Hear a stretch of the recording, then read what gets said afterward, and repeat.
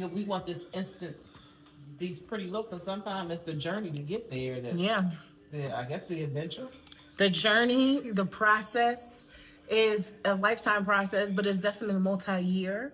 If you're not looking for that or not interested in having a long-term process, I would recommend you not going the route of creating locks. But if you want a temporary look, there's so many options you can get for that, and you have far more flexibility for temporary things because they're going to be coming out.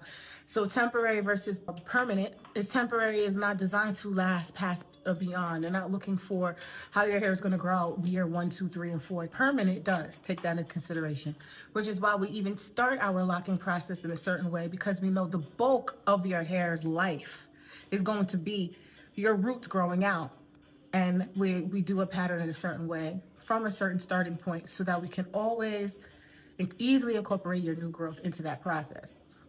Temporary styles don't always take that into consideration. Also, a huge part of the locking process is understanding how to refine and repair if you want a certain level of quality. It's not always aesthetics. When I say it's not always aesthetics, it's interesting because I feel a lot of people make decisions based on aesthetics of temporary styles.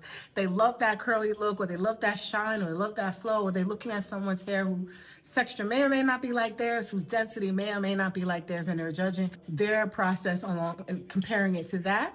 But also understanding refinement and repair is important. There are certain tools and certain things that are important to get that, which is why I incorporate in the Microloc Mastery program a certain tool that may be tinier than what some people are. It's designed in a certain way to be really great at repair and refinement through the entire length of the lock.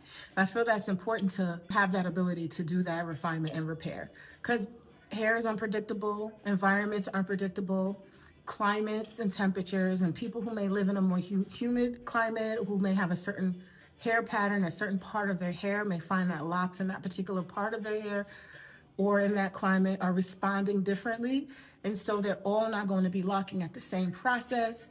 You might have some areas that need a little bit more support. If you can go in there and refine them, or go and repair any of the bunching or the slipping or the holes or the loosening that's happening, you're going to want to get a tool that can do that.